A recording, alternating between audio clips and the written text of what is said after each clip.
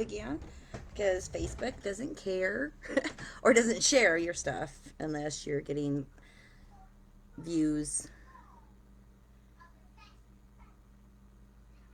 Hi. Oh, I don't know if that worked or not. Anyway, so I'm going live again because Facebook doesn't want to share your stuff unless you're getting views on live uh, show or videos. So I'm trying it again. And I'm really taking a risk here because I have not picked up pastels in over 30 years. So this may turn out to be horrible and I regret it, or it might turn out okay. So, what I decided to do was uh, give you some history on different places that I'm writing about. And so, my next book out is called um, To Current Occupant, and it comes out in July. And so, um, it's based in Atlanta, Idaho. And I chose Atlanta, Idaho because I wanted to write about a mining town, but I didn't want it to be uh, another one about. Um, okay, don't mind the noise outside. I don't either. um, I didn't want it to be a ghost town. So when I was doing my research, Atlanta came up. It's under Greylock Mountain, and it is just beautiful up there. I think my son's going this, and his wife and grandkids are going this weekend again to Atlanta. And so I decided to go there, and I'll give you a little history on that, on Atlanta. Okay, yeah, those kids. This is my life. This is my wonderful, crazy life. Is grandkids screaming, and I can hear the tractor in the background. My husband's out loading, but anyway. So, um, I'll give you a little history on Atlanta, Idaho. Oops, I don't know what. Okay, I'm still going. I clicked out of something. Okay, so in John Stanley and a party of men made the first initial discovery of Atlanta in the summer of 1863, but they kept it a secret. And of course, like all secrets, it was fairly well known. And miners from the Boise area, most people know where Boise, Idaho is, but from the Boise area, kept trying to go out and find it, but they couldn't. And so it wasn't until a year later that John Stanley went back up there, and word got around that he was back up there, so everybody went to see where he was, and he was at the Yuma River, and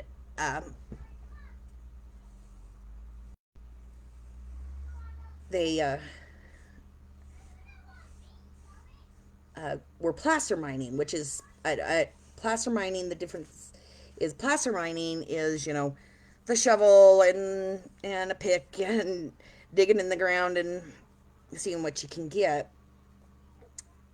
Um, and so that's what they were mainly doing up there was placer mining, um, and then they found the Atlanta lode, which changes things immensely on mining. You got a lode, you got a big area showing really good color. And the great thing about this ore that they were finding is it had both. I got to see if that's serious. They had both gold and silver in the ore, which sounded fantastic until they found out they couldn't. The silver was what they call refractory, and that they couldn't easily um, melt like gold, melt the um, silver out of the ore. So this was a huge problem. And um, the area is remote and really hard to get to. There was no um, railroad or anything that they could actually uh, get this ore out in any big amount, and it had to be got out because they're like I said, they couldn't um, get it out right there, so they had to figure out how to get it out, and it was just that first couple of years were just impossible to get out any large amounts, and it was just not um, working for them, paying off for them, I should say. It was working; they were getting it. It just wasn't making the profit they had hoped for. So they went back to placer mining again, just uh, because they couldn't get the money for or couldn't get backing for an actual mill that would uh, pull in enough to make it worth their while. Okay. I'm sorry, I lost my place. And so in 1868 and 1869, several mills came in the area with backers from, well, they were British backers. I don't know if they were from England. They just say they were British backers. And several mills were constructed. And however, most of them failed because they couldn't extract the silver. And um, again, the area was just not conducive.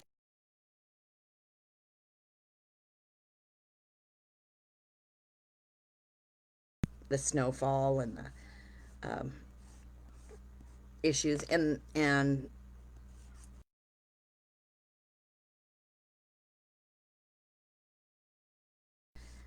down to Boise in that area where there were mines, or where there were mines that could get the ore out. And so one mine decided to use the natural hot springs that were in the area to get to see if they couldn't keep running during the winter, and that really didn't work either. So by 1974,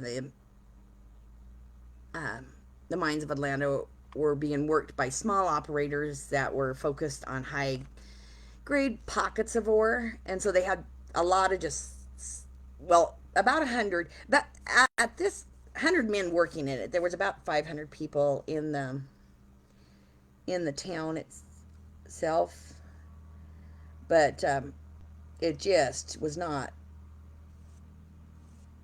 really working that well, and these small guys, they were just working like dogs and trying to get,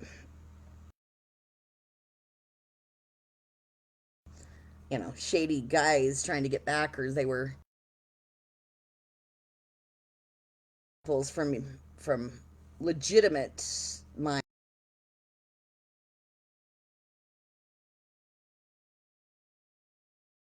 people east interested in uh, backing their small operations. So had a lot of shady dealings going on at that time. And then um, new mills were constructed, mines developed. Results Um, sort of. The one mill was doing fairly decent, but it was the only one doing any decent, being successful. And like I said, it was using the natural hot springs to heat it, but it still wasn't really making money. And so they weren't getting a profit. And then in 1976 and 1978, um, they were able to grow a little bit, but then again, there were the mines were running. It was just the amount of money it was costing them to ship the ore and stuff. Now they're facing that problem, so they're kind of shut down again, and things don't really seem to be working out for them, and investors are pulling out, and people are just giving up on the area, and uh, down the road, all around that area was some or was gold, just not the gold and silver like was at um, Atlanta. And so it wasn't until what was it 1932, and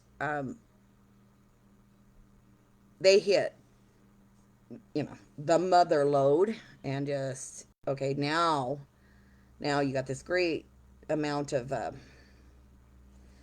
ore showing up with just really good color and everything. So now they're going to just invest, just make it work. And so they get their investors back, they get their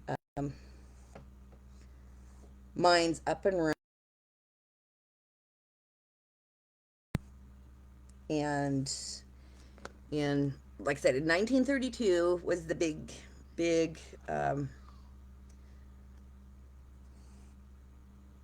gold rush in that area.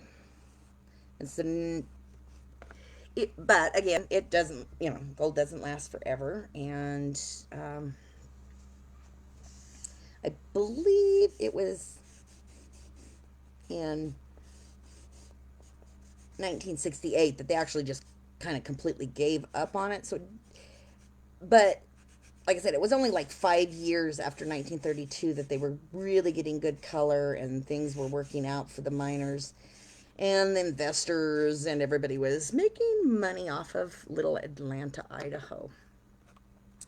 According to the statistics, I didn't look it up to see exactly what that would be in this day and age, but um, it pulled out $16 million in gold and silver in that in Atlanta at that time. So fairly decent load, but like I said, it was a lot of it was not really worth it. And it's funny because when I was doing the history on it, it showed that they didn't get a decent road in.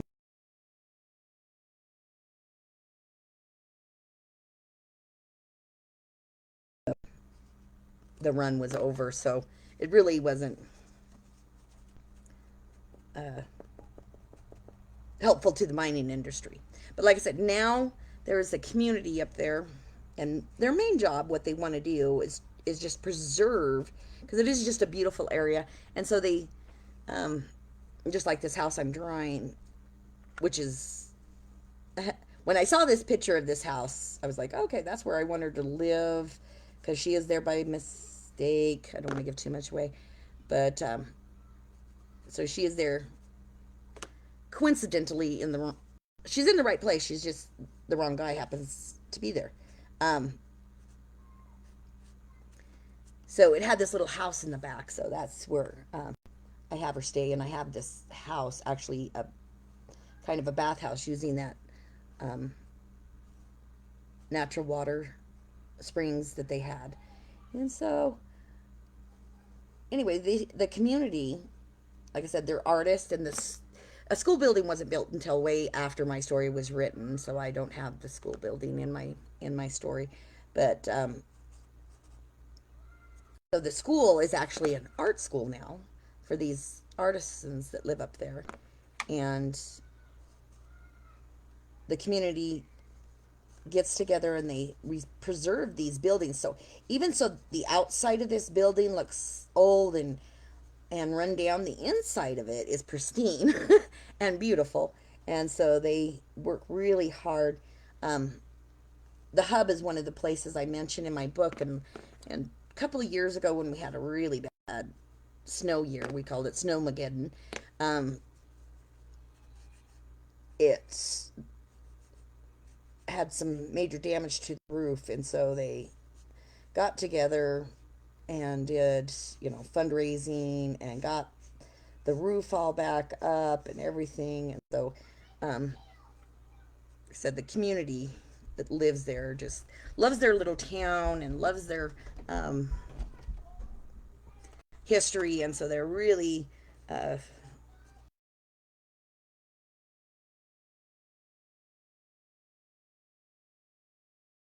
was supposed to go up there with my husband this year,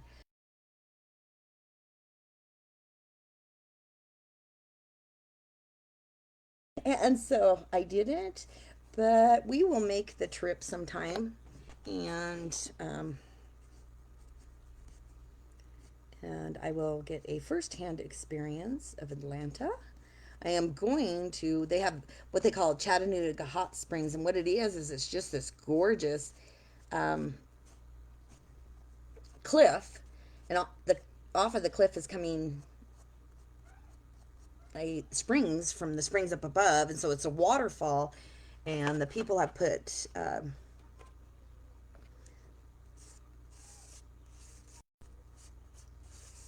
made kind of a little pool at the bottom of this waterfall so you can soak in it, which is awesome. And I really, really seriously want to go there for that reason only. But I would like to see Greylock Mountains. They are just absolutely gorgeous. And that is my story today. I hope you enjoyed it. I hope you check out my book when it becomes available. Don't forget that it is free if you have Kindle Unlimited. It's only 99 cents for the first 3 months.